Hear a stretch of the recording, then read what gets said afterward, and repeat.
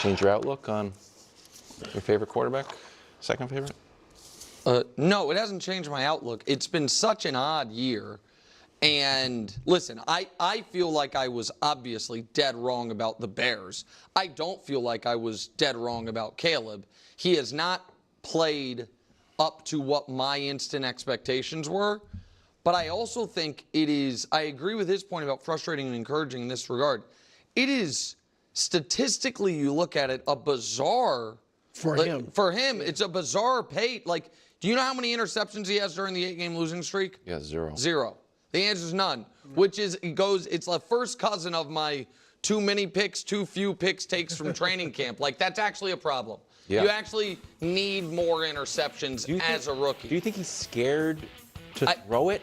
Scared is not the word I would use, but yes, he absolutely is too hesitant to make a mistake throwing the ball, and instead is making a ton of mistakes not throwing the ball. Yeah. Taking hit, you know what I mean? Those are all just different mistakes. To support that quickly, the first halves, they don't score. No. You know, and I think that is him. The game's in the balance still. Yes. He's cautious. Second half, they're down pretty big. And he lets it go, and he's actually played fairly well. So that's yes, and so his numbers this year are almost identical to C.J. Stroud's this year.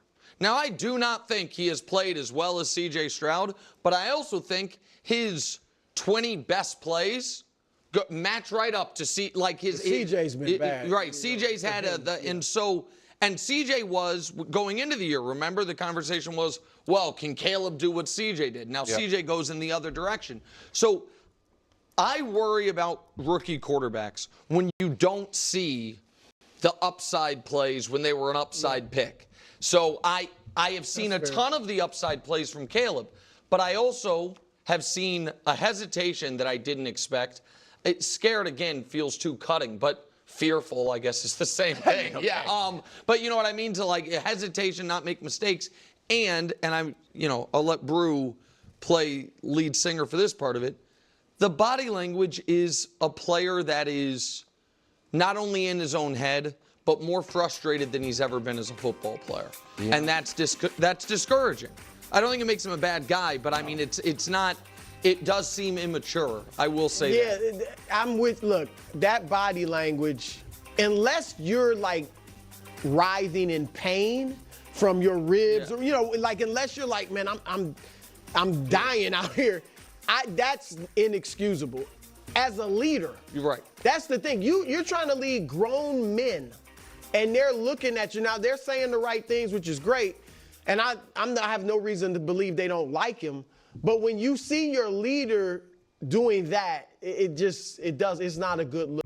He was in pain. What are you talking about? He got rocked. The dude got rocked multiple times in that game. I mean, like, what are we talking about? This wasn't just like bad negative body language. Like this is that body language. Unless you're, he's literally in agony. That's why he has to like kind of bend over. I mean, like, look at him. That is a man who's in agony. Oh my God.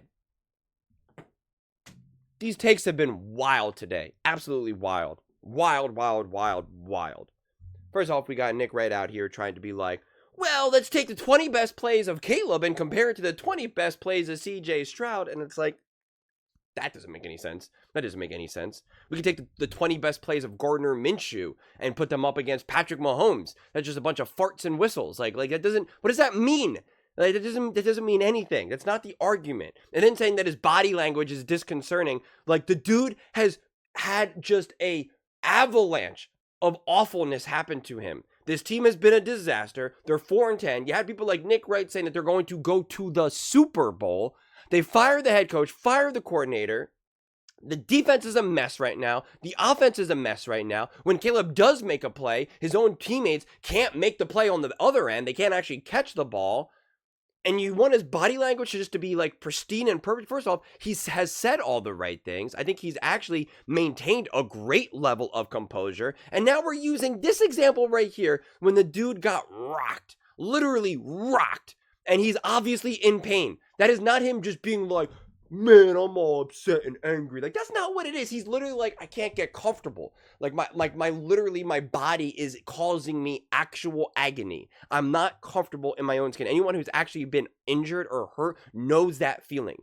You literally are just not comfortable. One of the things that orthopedic surgeons will always talk about, you know you're recovered when you can actually fall asleep and go to sleep and lay in bed. That's a great marker. It's not a matter of like, can you get back to the sport? Can you do this? Can you do that? How fast can you run? How strong you are? It's like, can you actually just lay in bed and feel comfortable? And in that moment, like obviously this isn't like a long-term injury, but in that moment, he's clearly not comfortable. He's clearly in pain.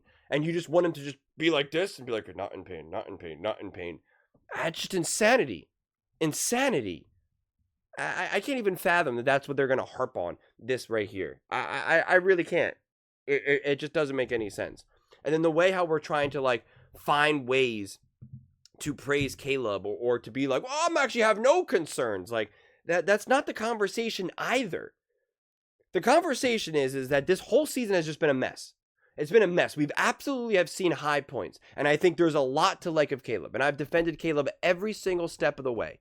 I think Caleb will be a good to great quarterback, and anything up higher than that, we'll have to just wait and see.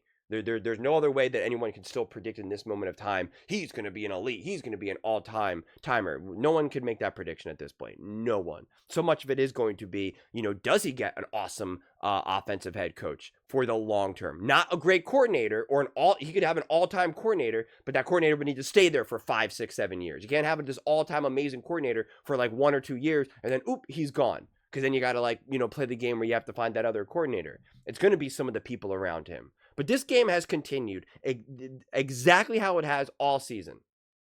Caleb Williams is not playing too great. And he's missing some throws that he absolutely should be able to hit. He misses them. But then when he does play great and does have an awesome throw or 2 or 3, what happens?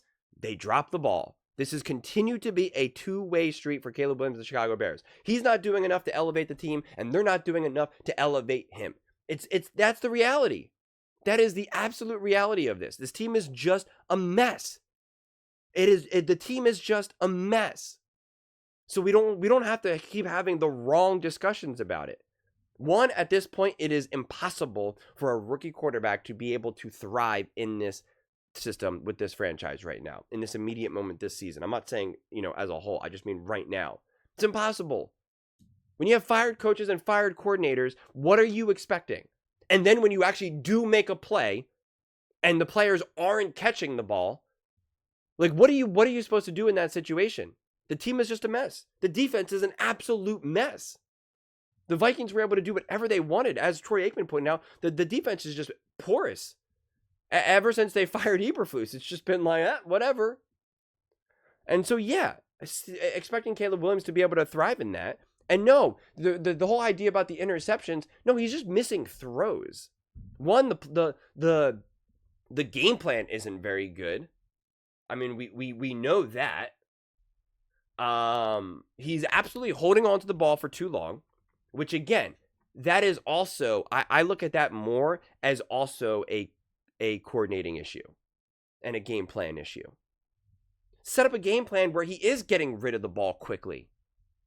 That he is doing these quick, high percentage throws. We see that that's what Matt LaFleur did with Jordan Love. We've seen that that's what Andy Reid has done with Patrick Mahomes. We've seen that's what Kellen Moore has done with Jalen Hurts. We've seen those great coaches, great coordinators, great whatever do those things. Even Jared Goff getting rid of the ball. But that's not what we're seeing out of the Chicago Bears. At this point, there's just no big takeaways moving forward, no matter what happens in these games. Whether Caleb Williams balls out, next game he plays, he throws for 9 touchdowns and 750 yards, wouldn't matter. If he throws 8 interceptions and throws for 10 yards, doesn't matter. The team is a mess. The franchise is a mess. They're playing for a coach who they all know is not going to be the coach. Coordinators who are not going to be the coordinators. Players who are not going to be there. This is a mess. And if you expect any rookie to be able to thrive in this environment, you are very, very, very confused. And trying to watch the backtrack now for the people that believe that that Caleb Williams wasn't good. Now they're being like, well, the body language. And for those who believe that Caleb Williams was going to take over the NFL, well, let's look at the top 20 plays of each team. No, it's all wrong. It's all absolutely wrong. It was wrong to assume that Caleb Williams was going to just immediately be a top 5 NFL quarterback as a rookie. It was wrong to assume that the Chicago Bears were going to be able to get to a Super Bowl. And it's wrong to assume that, oh, Caleb Williams' body language, there's that. No. This has been a brutal start to someone's career. He deserves praise, honestly, for saying all the right things, for doing all the right things, for still being a leader, for still being out there. I think so tremendously. And I think considering how this is all unfolded, again, I understand we can look at some of these highlights. There's still obviously a lot to like about Caleb, without a doubt. Without a doubt. And it's not hard to imagine if you put him on the Vikings, the Lions, the Eagles, the Chiefs, the Bills. I'm trying to think of a couple other teams like that. He would be significantly better, light years better. So just put that in perspective. He would put up more points. He would have more touchdowns. He would have a better completion percentage, a better passer rating, a better, just everything would be better. So that's what his floor is. That's what his floor is. So we're not even really seeing his floor. We're seeing his floor in a bad scenario, in a bad situation as a rookie. And we're nowhere near to seeing his ceiling, honestly. So this has been a rocky start. Not the season that he wanted, or obviously Chicago Bears fans wanted, but a combination between piling on him, like a clip like this, with him obviously in pain, and now trying to use it as a way to criticize his body language and saying it's concerning, but then also on the flip side, trying to just be like, well, let's compare him to CJ Stroud, it's also equally absurd. It's just the incorrect conversation to be had, and it's the wrong points to bring up. Caleb Williams needs to grow and develop and learn. He needs to be in a better situation. He needs a better coach, a more stable team and organization and franchise. He needs to play better. He needs his teammates to play better. He still has shown some really awesome highlights that really show you the potential of what's there. And we have to wait and see what happens next year. It's really that simple. It's no more complicated than that. It's no more complicated than that. But to just be like, well, look at that highlight against the Jacksonville Jaguars and compare that to what, so-and-so did. It's like, what does that matter? Like, what? Who cares? Let's take Spencer Rattler's top plays. Seriously. That dude's got a few circus plays that we've seen. So let's take his top 5 plays. I mean, that's why that doesn't make any sense. That doesn't, oh my God. Doesn't make sense. Those are just my thoughts. I'd absolutely love to hear yours. You guys got to help me out here. Let me know in the comments below. How has this year changed your outlook on Caleb? Let me know in the comments below. I read every single comment, so whether you agree with me or disagree with me. Either way, let's get in some discussions. Let's get in some fights. But ultimately, let's just have some fun. And please do consider subscribing. We're building an amazing community here, and I'd absolutely love to see you part of it. I want to build something that we all genuinely feel connected to. Something that we're really excited to be part of. I think we're well on our way to doing it. And please don't forget to give this video a thumbs up, as it really does help with the visibility and the algorithm. Thank you so much, and see you next time.